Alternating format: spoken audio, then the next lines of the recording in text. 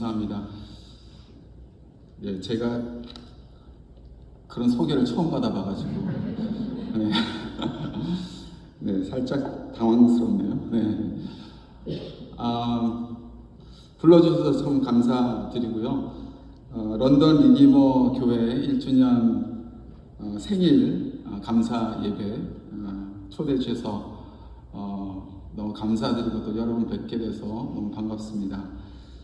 제가 참 사랑하는 우리 신승비 목사님 교회에 저를 초대해 주셔서 너무 감사드리고 영광스럽게 생각합니다. 사실 저는 불러주는 데가 없어요. 그래서 이렇게 초대해 주셔서 너무 감사드리고 제가 신 목사님 꽤 오랫동안 알았던 것 같습니다. 참 마음속에 참 너무 귀하고 신실한 분이다라는 마음이 늘 있고요. 이전에 이렇게 좀 생각해 보니까 이렇게 교회에 대한 것들도 많이 나누고 우리가 꿈꾸는 뭐 교회가 어떻게 돼야 될까 뭐 이런 것들 함께 나눴던 그런 기억들이 있어요. 고민들도 나누고 참 좋은 기억들 또 함께 꿈을 나눌 수 있었다는 게 참 고맙고 감사했고요. 저희 교회는 이렇게 학교를 빌려서 합니다. 그래서 이렇게 성도님들이 앉으면 제가 밑에 있어요. 성도님들 이렇게 우러러보고 제가 이제 겸손하게 설교를 하는데 제가 내려다보니까 조금 거의 내려다보는 걸 안 한 지가 5년이 넘게 하다 보니까 제가 한 번도 저는 교회를 이렇게 개척하겠다라는 생각을 해본 적이 없는 사람입니다. 그런 꿈도 가져본 적이 없고요. 저의 길은 아니다라고 늘 생각을 했었습니다. 그랬던 제가 5년 전에 교회를 개척해서 이렇게 하고 있는 것을 보니까 참 하나님께서 일하시는 것은 우리의 생각과는 굉장히 다르신 것 같고 또 신목사님이 런던 리디머 교회도 디테일하게 어떻게 여태까지 되었는지는 제가 잘 모르지만 분명한 것은 하나님의 인도하심이 있으셨고 또 그래서 지금 이 자리까지 왔다라고 믿습니다. 1년을 지나면서 여러 가지 좀 망감이 또 교차하지 않았을까 생각이 됩니다. 저도 해보니까 조금 이해가 돼요. 여러 일들이 많이 발생하거든요. 교회를 하다 보면 뭐 처음부터 함께 하셨던 분도 계실 테고 또 중간에 오신 분도 계실 테고 또 함께 하시다가 또 사정상 떠나신 분도 계셨을 테고 여러 모양들이 있었을 거라고 생각이 되어집니다. 어떻게 되었든 지금 이 자리까지 오게 된 것이 하나님의 은혜임을 고백하게 됩니다. 저는 1주년을 또 맞이하는 런던 리디머 교회에 세상이 기대하는 공동체라는 그런 제목의 말씀을 좀 나누고자 합니다. 오늘 저희가 함께 읽은 이 본문 말씀에도 맨 마지막에 보니까 이 초대교회의 모습, 저희가 잘 아는 본문인데 여기 보면 이 초대교회가 온 백성에게 칭송을 받았다라는 말이 있어요. 그러니까 세상 사람들의 칭송을 받았다 그런 거예요. 교회 안에서 유명했다 이런 것이 아니라 세상에 있는 사람들이 그 교회를 어떻게 생각했냐는 것이죠. 그 세상 사람들이 교회를 칭송했다. 그래서 저는 세상 사람들이 칭찬하는 교회라는 제목으로 오늘 말씀을 좀 나누고자 합니다. 그 세상이 칭찬하는, 기대하는 공동체라는 것은 다른 말로 말하면 하나님이 이 세상 속에 기대하는 공동체가 아닐까 그런 생각을 해보았습니다. 저는 사실 이 공동체라는 단어를 굉장히 좋아해요. 왜 공동체라는 단어를 좋아할까 곰곰이 생각을 해보니까 제가 목회를 하면서 늘 좀 아쉬웠던 부분들이 있습니다. 근데 그 아쉬웠던 부분들이 바로 이 공동체라는 단어 속에 있는 것 같아서, 그래서 저는 이 공동체라는 단어를 좀 좋아하는 것 같아요. 교회를 이렇게 섬기다가 보면 교회가 시스템으로 돌아가는 부분들이 있고요. 또 그런 부분에 대한 아쉬움들이 좀 있었습니다. 시스템이 필요 없다라는 말씀을 드리는 것이 아니라 시스템은 굉장히 중요합니다. 근데 어떤 사람이 좀 부족하고 해도 시스템이 있으면 교회는 돌아가게 되어 있습니다. 이제 또 잘 돌아갑니다. 근데 저는 이제 그렇게 시스템이 잘 돌아가는 모습을 보면서 제 마음속에 늘 어떤 갈증이 있었던 것 같아요. 그렇게 잘 진행이 되면 성령님을 의지하지 않고도, 또 간절히 기도하지 않고도 돌아가면, 내가 걱정을 안 해도 잘 돌아가면, 잘 돌아가는 건 참 좋은데 하나님 성령님을 의지하면 없어도 돌아간다라는 것이 좀 마음에 많이 걸렸습니다. 그래도 되는 것인가? 어떻게 보면 가장 본질적인 부분인데, 하나님을 의지하지 않고 성령님의 도움을 구함 없이도 돌아간다면 이건 또 뭐지? 이런 생각이 늘 마음속에 이제 있었던 것 같습니다. 그래서 저는 교회에서 공동체를 보고 싶었습니다. 뭐 숫자가 많고 적고 뭐 이런 것보다는 정말 생명력 있게 움직여가는 모습을 보고 싶다라는 갈망이 늘 있었던 것 같습니다. 그래서 오늘 이제 제가 여러분과 하나님이 이 세상 속에 이런 공동체를 기대하지 않을까 하는 것을 좀 나누고자 하는 것입니다.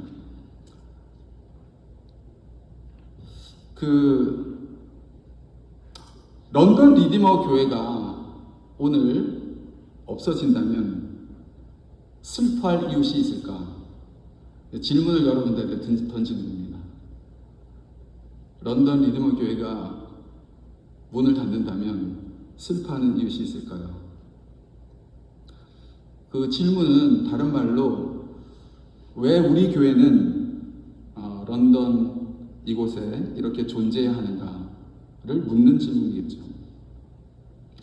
교회는 사실 불완전한 사람들이 모여 있는 곳입니다. 그러니까 교회는 불완전할 수밖에 없습니다. 그리고 부족해 보이고 실망스러울 때가 굉장히 많습니다. 상처도 많고 문제도 많은 사람들이 모여 있기 때문이에요. 굉장히 상식적인 얘기예요. 지극히 상식적인 얘기입니다. 교회는 문제가 있을 수밖에 없다. 왜냐하면 우리 자체가 문제투성이고 상처투성인데 문제가 없다는 것이 더 신기한 거지. 그건 굉장히 당연하다고 저는 생각합니다. 그래서 보네퍼는 이런 말을 했습니다. 공동체를 사랑하는 사람은 공동체를 죽이고 형제를 사랑하는 사람은 공동체를 세웁니다. 너무 어떤 교회의 이상적인 모습만을 자꾸 말하는 사람은요, 결국 자꾸 비판적이 될 수밖에 없고 공동체를 떠나거나 공동체를 죽이거나 뭐 그렇게 된다는 것이고, 옆에 있는 그 형제, 자매, 그 한 사람을 사랑하고 섬기는 사람이 결국은 공동체를 세우는 사람이다라는 것이죠. 초대교회 역시도 마찬가지였습니다.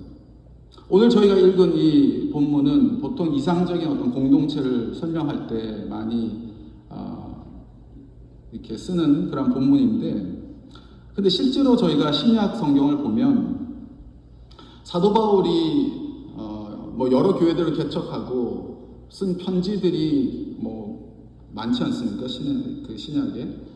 근데 그 내용들을 보면 대부분 문제들이 많이 있었어요. 초대교회에 문제들이 많이 있었어요. 그리고 그 문제 속에서 목회적인 조언을 하는 내용이 주를 이룹니다. 다 문제가 있었다는 것이죠. 근데 이제 저는 교회가 불완전하고 교회가 문제가 있는데 이 세상이 보기 원하는 또 기대하는 그런 속에서도 불완전함 속에서도 세상이 좀 보기 원하는 공동체 모습이 있지 않을까 그런 마음이 있어서 여러분과 함께 좀 나누려고 합니다. 세 가지를 나누려고 하는데요. 첫 번째는 연약함을 나누는 공동체입니다. 오늘 저희가 함께 읽은 이 초대교회의 모습을 보면 모든 물건을 서로 통용하고 재산과 소유를 팔아서 각 사람의 필요를 따라 나눠줬다라고 말씀하고 있습니다. 그러니까 있으면 있는 대로, 없으면 없는 대로 자신의 것을 다 끄집어낸 거잖아요. 부자는 부자도 끄집어낸 거고, 가난한 사람들은 가난한 데도 다 끄집어낸 거예요. 자신의 있는 것을 다 드러낸 것입니다. 그런 공동체였다. 그것을 지금 보여주고 있습니다. 요즘 제가 저희 교회에서는 룻기를 강의를 하고 있는데요. 참 이 룻기가 이민의 삶을 살아가는 사람들에게 굉장히 공감이 되는 성경책이 아닌가라는 생각이 듭니다. 나오미가 남편을 따라서 베들레헴을 떠나서 모압으로 갔다가 그 모압에서 남편이 바로 가자마자 죽죠. 이제 과부가 됐습니다. 이방 땅에서 과부가 됐는데 이제 두 아들이 어린 아들이 있는데 이 아들을 진짜 힘겹게 키웠어요. 아시다시피 당시 사회 속에서 과부라는 것은 오늘날의 과부하고는 전혀 다릅니다. 그러니까 뭔가 어떤 경제적인 것을 스스로 할 수 없는 사람들을 그 과부라고 했기 때문에 그런 상황 속에서 두 아들을 키웠다는 것은 진짜 고생을 많이 했다는 것이에요. 그렇게 실컷 고생해서 아들을 키워서 모압 여인에게 장가를 보냈는데 장가하고 나서 얼마 안 돼서 1년 안에 두 아들이 다 이제 죽은 것이죠. 참 어떻게 보면요, 이 나옴이라는 이 한 여인은 인간이 겪을 수 있는 가장 극심한 고통을 겪은 여인이 아닌가 그렇게 생각이 됩니다. 낯선 땅에서 그 이방인으로 살았죠. 남편을 잃었죠. 과부로 사는 것도 힘든 과부로서의 삶을 살았죠. 근데 그렇게 살았는데 자식들이 죽었어요. 둘 다 죽었어요. 그러니까 어떤 인생도 나오미 같은 인생이 없을 겁니다. 명함도 못 내밀 거예요. 나오미가 더 이상 모압에 머무르지 않고 모압에 머무를 필요도 없죠. 그래서 다시 고향 베들레헴으로 돌아오게 되는데 베들레헴 사람들이 나와서 나오미를 맞이하는데 이가 나오미가 아니냐 이렇게 말을 합니다. 근데 그때 나오미가 뭐라고 얘기하냐면요, 나를 나오미라 부르지 말고 나를 마라라 부르라. 나오미라는 말의 뜻은 기쁨, 희락, 즐거움 이런 뜻이거든요. 근데 나를 그렇게 부르지 말고 마라라 불러주세요. 마라는 뭐예요? 쓴, 괴로운 그런 뜻이에요. 저는 괴로운 인생입니다. 저는 쓴 인생입니다. 저는 괴롭습니다. 저를 그런 여인으로 불러주십시오. 제가 풍족하게 나갔으나 10년이 지난 후에 여호와께서 나를 이렇게 비어서 돌아오게 하셨습니다. 심지어 여호와께서 나를 치셨습니다. 여호와께서 나를 이렇게 만드셨습니다. 이렇게 얘기를 해요. 베들레헴 그 사람들 앞에 자기가 당한 그 고통, 괴로움 이것을 그대로 다 얘기를 해요. 저의 삶은 지금 남은 게 아무것도 없어요. 저는 정말 낙등입니다. 나오미의 삶은 실패고 어찌 보면 굉장히 창피스럽고 수치스러운, 어떻게 보면 하나님이 나를 버리셨다라고 느낄 수 있는 그런 인생이었어요. 남에게 내어놓을 수 없는 부끄러움이었어요. 그런데 나오미는 나를 말하라고 말하고 있습니다. 저는 쓴 인생, 괴롭고 힘든 인생을 살았다고 자신의 연약함을 그대로 드러내고 있다는 것입니다. 여러분, 이것이 굉장히 중요한 포인트입니다. 시편은요, 우리 인생에 굉장히 다양한 삶을 살아갔던 신앙의 선배들이 쓴 하나의 기도요, 찬양이 시편입니다. 시편이 150편이 있어요. 근데 그 시편 150편 중에 찬양시로 된 것은 41편이 있습니다. 우리는 보통 시편을 많이 찬양시라고 알고 있지만 시편에 여러 종류들이 있어요. 지혜시도 있고 찬양시도 있고 탄식시도 있고 그 다음에 제왕시도 있고 여러 종류가 있는데 찬양시는 41고요. 가장 많은 것이 뭐냐면 탄식시입니다. 탄식시가 54개가 들어있어요. 어떤 곳에는 67개가 탄식시다라고 말하는 사람도 있어요. 무슨 얘기냐면 시편에 가장 많이 되어 있는 것은 탄식하는 거예요. 탄식하는 거예요. 내가 힘듭니다. 괴롭습니다. 이것을 드러내는 거예요. 얘기하는 거예요. 이스라엘은요, 시편에서 자신의 아픔, 자신의 괴로움, 자신의 탄식을 여호와 앞에 숨김없이 드러냅니다. 그러면서 여호와께서 나를 버리셨습니다. 여호와여 어찌하여 나를 버리셨나이까? 여호와께서 나를 치셨습니다. 아주 대놓고 얘기를 해요. 나는 괴롭습니다. 나 아픕니다. 얘기를 해요. 여호와께서 나를 징벌하셨습니다. 전능자가 나를 괴롭게 하셨습니다. 아픔과 괴로움을 그렇게 드러내서 말하고 있습니다. 근데 이것이요, 굉장히 중요한 이스라엘의 신앙의 행위였다는 것입니다. 내 인생의 괴로움을 하나님과 연결시킨다는 거예요. 이것이 신앙에서 굉장히 중요한 포인트입니다. 근데 오늘날의 교회는 어떻습니까? 아무 일 없는 듯이 아픈 거, 괴롭고 슬픈 거 잘 드러내지 않습니다. 특별히 교회에 오면요, 웃어야 되고 밝아야 되고 그래야 되기 때문에 그렇게 이제 보이는 거죠. 근데 속은 어때요? 다 그냥 문드러져 있는 거죠. 슬픈 거죠. 아픈 거죠. 아무것도 없는, 아무 일도 안 일어난 것처럼 그렇게 지내다가 또 집으로 돌아가서, 그러니까 어떻게 돼요? 하나님이 내 삶의 본질적인 곳에 다가오지를 못하는 거예요. 나는 계속 아파 죽겠는데 그거는 내가 견디는 거고 하나님하고는 상관없이 자꾸 살아가는 것입니다. 이스라엘의 신앙은 그런 것이 아니었다는 것입니다. 신앙은 기뻐야 됩니다. 밝아야 됩니다. 그렇게 보여야 됩니다라고 하기 때문에 자신의 어둠을 자꾸 감춥니다.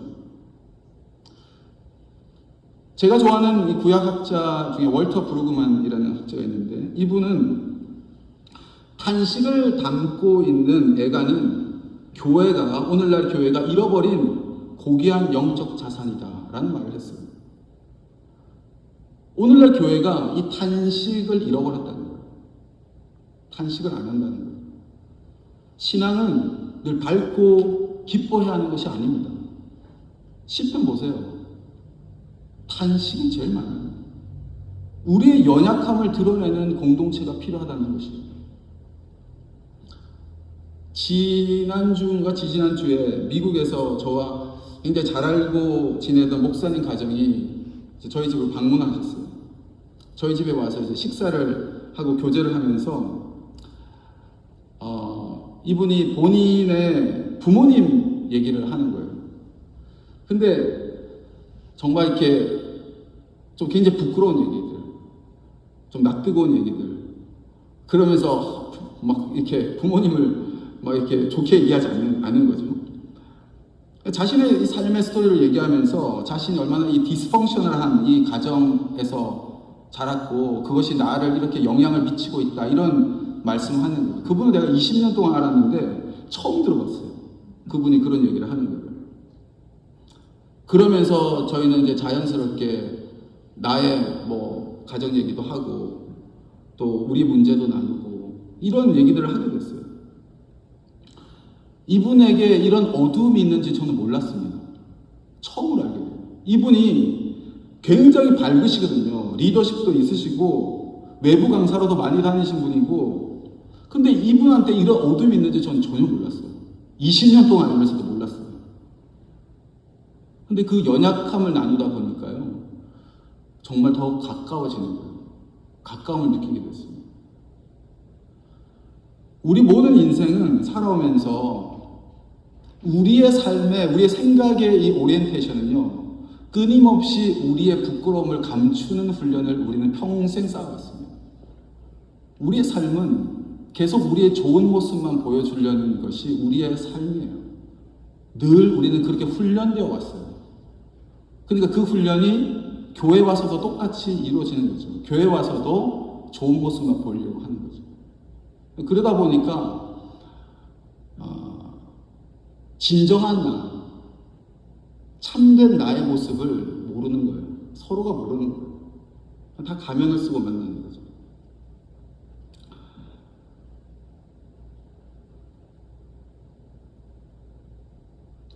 남들 앞에서는 좋은 사람이지만, 좋은 사람으로 보이지만 실제 나는 그렇지 못하거든요. 근데 이것을 내가 볼 줄 알고 하나님 앞에 단식하며 나가는 것이 사실은 신앙인데, 근데 계속 감추는 연습을 하다 보니까 하나님 앞에 그렇게 나가지를 못하는 거예요. 그렇게 나가질 않습니다. 그러니까 어떻게 돼요? 계속 피상적인 신앙에만 머무는 것입니다. 교회 오면 웃고 뭐 즐겁고 좋은 모습만 보이려는 거예요. 우리 삶에 한숨이 나올 때가 얼마나 많습니까? 가슴이 답답하고 터져버릴 것 같은 순간이 살면서 얼마나 많은데, 이것을 꾹꾹 누르고 웃으려고 하니까 얼마나 힘이 들어요. 한숨이 나올 때 한숨을 쉬어줘야 돼요. 한숨 쉬어야 되고, 잘못된 거 아니에요. 계속 쉬어줘야 됩니다. 탄식 나오면 탄식해야 돼요. 하나님 앞에 그런 거 다 얘기해야 돼요. 무엇보다 우리 공동체가 이런 것들을 진실되게 나눌 수 있을 때 건강한 공동체가 건강해지는 거예요. 오센틱한 공동체가 되어지는 것이죠. 런던 리디머 교회가 그런 공동체로 성장해 나가기를 간절히 기도합니다. 두 번째로 우리의 이 불완전함 속에서도 세상이 기대하는 이 공동체는 환대의 공동체예요. 초대교회의 그 역사를 좀 공부를 해보면 이 초대교회는요, 기독교가 공인된 313년까지 엄청난 박해 가운데 있었습니다. 교회는 그러니까 313년 공인되기 바로 직전까지도 교회의 박해가 계속 있었어요. 로마 제국으로부터 계속적인 박해에 놓여 있었던 이 모임들이, 이 교회들이 어떻게 로마 제국의 국교가 될 수 있었느냐, 사실 굉장히 놀랍지 않습니까? 어떻게 그게 가능한 것이지? 나라가 그 종교를 국교로 사는 거예요. 굉장히 그 핍박받고 또 하나의 그 작은 섹터와 같은 교회였는데, 이 크리스찬들은 당시 그 제국의 지도자들의 눈에는 변방의 하나의 이상한 집단처럼 여겨졌어요, 실제로. 그럼에도 교회가 계속 성장해 나가는 거예요. 뭐 큰 교회가 이런 게 아니라 작은 가정교회들이 계속 성장해 나가는 거죠. 중요한 사실은요, 이 기독교가 어떤 대중 전도나 어떤 선교 전략을 통해서 성장한 것이 아니라는 점입니다. 초기 크리스천들은 공개적인 자리에서는 계속 침묵을 유지해야 했습니다. 왜냐하면 말을 잘못했다가는 자신이 속한 이 공동체 전체가 위험에 빠질 수 있었기 때문에, 뿐만 아니라 어떤 첩자나 밀고자들이 들어올까봐 이 집사들을 정문에 세워서 세례받지 않은 사람들은 예배에 참석하지 못하게 했어요. 그러니까 세례받지 않은 사람들은 예배에 참석하지 못하는 대신에 또 뭐 성경 공부나 성경 읽기 이런 모임에만 참석하도록 했습니다. 그러니까 초기 기독교의 그 예배는요, 안 믿는 사람들을 올 수 있도록 하는 구도자 예배가 아니었어요. 그리스도인들만 예배 드리는 곳이었어요. 비신자들 예배 못 오게 하고 공적 자리에서 전도도 하지 않았어요. 그런데 어떻게 이 교회가 계속 그렇게 자라고 성장할 수 있었느냐? 너무 신기하지 않습니까? 이상한 거예요. 어떻게 계속 믿는 사람들이 계속 늘어나는가 하는 거예요. 나중에 이제 로마 인구 전체의 10%가 교회를 다니게 되고 크리스찬이 되고 그렇게 기독교를 공인하기에 이르는 거예요. 너무 이상한 거죠.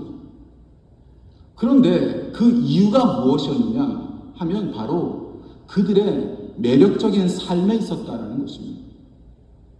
당시 사람들을 이렇게 묘사합니다. 우리는 위대한 일에 대해서 설교하지 않는다. 다만 그러한 삶을 살아낼 뿐이다. 그러한 삶을 살아낼 뿐이다. 어떤 삶일까요?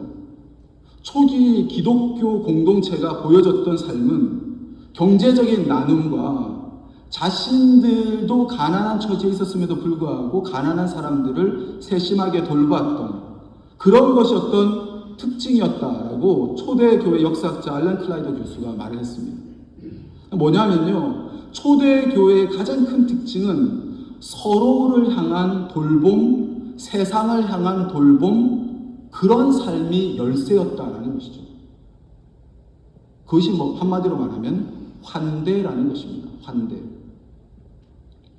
당시 가난한 자들은 죽어도 돈이 없어서 장례를 치를 수가 없었습니다. 초대교회 당시에 우리가 지난 몇 년간 이렇게 경험하였던 이 팬데믹과 같은 이러한 일들이, 이러한 전염병이 로마 제국을 휩쓸었습니다. 사람이 죽어가는데 가족들도 자기 식구가 죽으면 그냥 내다버리는 거죠. 손을 쓸 수가 없는 것입니다. 그런데 이 그리스도인들, 이 크리스찬들이 이 죽은 시체를 가져다가 묻을 자리를 주고 또 장례를 치러주는 것입니다. 이 당시에 초대교회 크리스찬들은 서로를 잘 이렇게 돌아보고 또 섬길 뿐만 아니라 낯선 사람들에게 이렇게 호의를 베푸는데 이것이 당시 로마 사회에 살았던 이 시민들의 모습과 너무 대조적인 거예요. 너무 이상한 거예요. 이 그리스도인들의 이 라이프 스타일이 로마 제국 사람들의 일반적인 세상의 눈으로 볼 때는 너무 이상한 것이죠. 전혀 다른 가치관 속에서 살았던 것입니다. 우리 나라도 구한말에 기독교가 들어오지 않았습니까? 그 조선당에 들어왔을 때도 들어와서 얼마 되지 않아서 1886년에 이제 언더 아펜셀러 선교사님이 이제 인천을 통해서 들어왔는데 한 10년 정도 지난 후에 1895년에 이 사대문, 동대문, 뭐 남대문 이 사대문 안에 전염병이 창궐했습니다. 수많은 사람들이 죽어갔죠. 근데 그때에 이 그리스도인들이 사람들이 내다버린 이 시체들을 가져다가 장사 지내주고 묻어주는 일을 했어요. 이 초대교회가 했던 일들을 우리나라 초대교회 역사에도 일어났던 것을 볼 수가 있습니다. 했습니다. 여러분, 이 환대라는 것은 사실 구약에서부터 하나님이 계속적으로 굉장히 강조하신 부분이에요. 고아와 과부를 돌아보라. 여러분 잘 아시죠? 계속 나오지 않습니까? 율법에. 성경을 구약을 보다 보면 고아와 과부를 돌아보라는 것이 계속 나와요. 고아와 과부라는 말은 오늘날로 얘기하면 사회적 약자를 말하는 것입니다. 당시 이제 고아와 과부는 사회 구조상 밖에 나가서 스스로 생계를 책임질 수 없는, 뭔가 꾸릴 수 있는 사회적 구조가 아니었다라는 것입니다.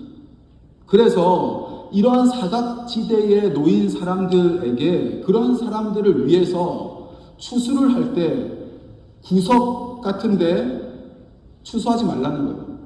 힘들게 거기 가서 저거 내가 힘들게 했으니까 이렇게 일부러 가서 깎고 하지 말라는 거야. 좀 힘들면 그냥 놔둬라. 그리고 주소하다가 땅에 혹시 떨어지면은 놔둬라. 죽지 마라. 그것이 율법이었어요. 두나타치. 포도 열매 따다가 땅에 떨어져요. 건드리지 마라. 율법이 그걸 금하고 있어요. 건드리지 말라고. 그죠? 왜냐하면 이방인들, 가난한 자들, 그런 사람들을 위해서 놔두라는 것입니다. 그러니까 하나님의 마음에는 그 사람이 하나님을 믿든지 안 믿든지 상관없어요. 그 사람들을 위해서 놔둬라. 그것이 바로 뭐예요? 환대입니다. 환대의 정신이에요. 그것은 하나님이 처음부터 성경에서 계속 말씀하셨던 부분이에요. 저는 개인적으로 이 환대 정신을 제가 거의 한 10년 전에 산티아고 순례길을 걸으면서 굉장히 깊이 체험했던 적이 있습니다.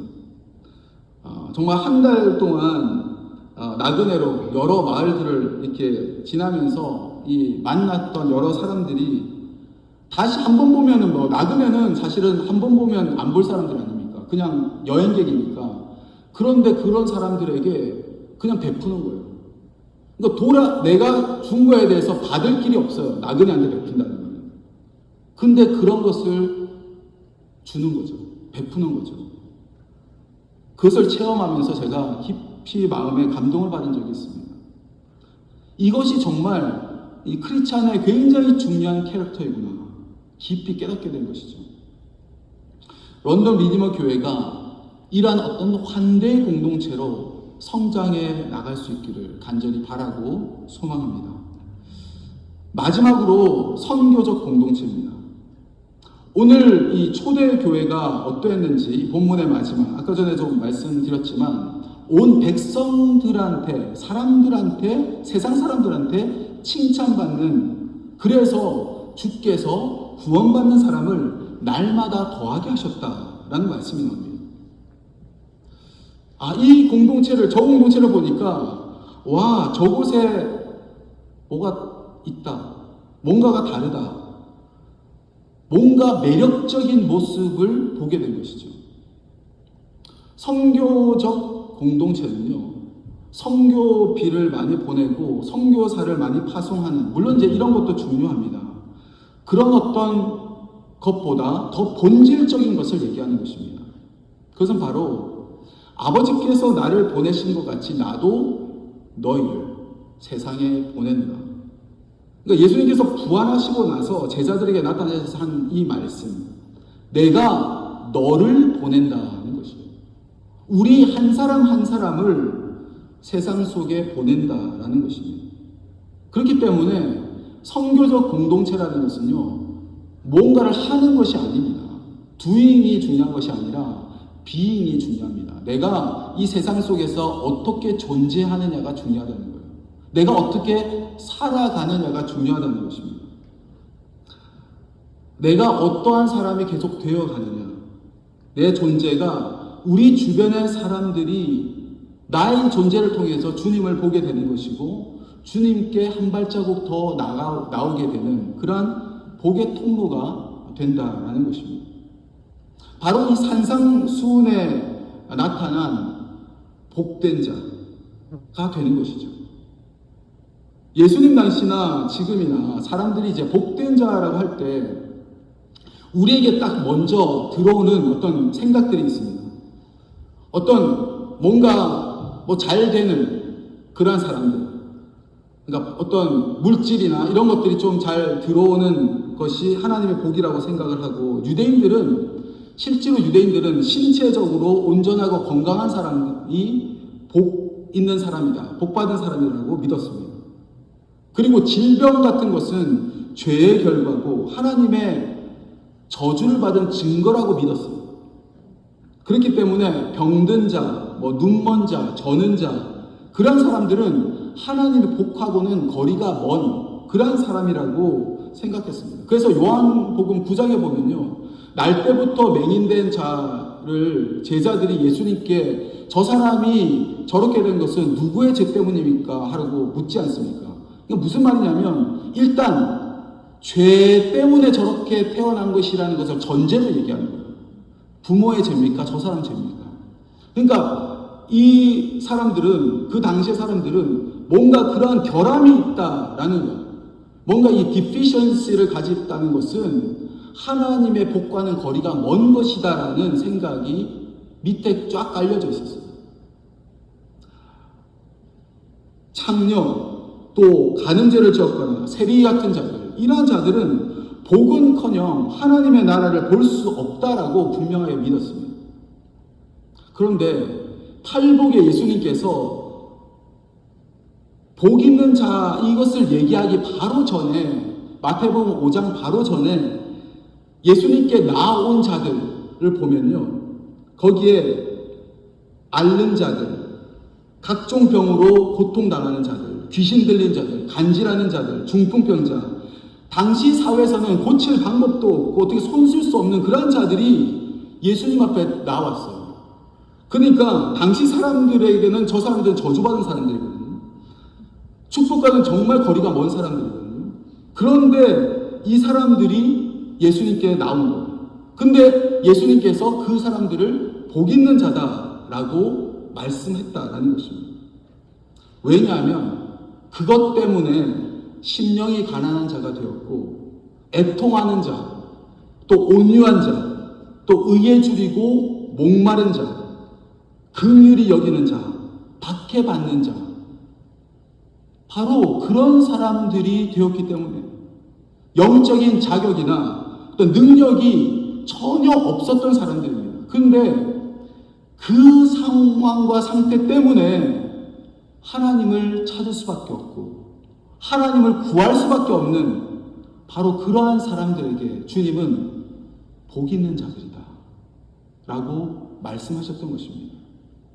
왜냐하면 이 사람들은요, 주님이 없으면 살아갈 수 없는 자들이거든요.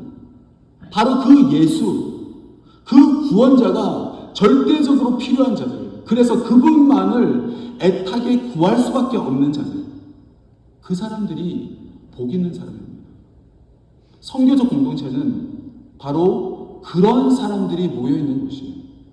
그렇게 주님을 찾을 수밖에 없는 사람들이 주님을 찾고 구할 때 그것이 바로 복 있는 자들이고, 이들이 있는 곳에 주님이 나타나고 드러나시고 그것이 바로 하나님의 선교가 이루어지는 곳이다 라는 것입니다. 오늘 1주년을 맞이하는 런던 리디머 교회 성도님들, 자신의 연약함을 나눌 수 있는 그러한 공동체가 되기를 바랍니다. 그리고 환대의 삶을 살아낼 수 있는 그러한 공동체가 되기를 간절히 소망합니다. 또한 나를 두신 삶의 자리에서 참으로 가난함과 애통함으로 주님만을 찾고 구하는 그러한 삶이 있으시기를 간절히 축원합니다. 그리하여서 이 런던 리디머 교회가 바로 이 세상이 보기 원하는 그러한 공동체로 이 런던 땅에 계속적으로 더 세워질 수 있기를 주님의 이름으로 축원드립니다. 기도하겠습니다.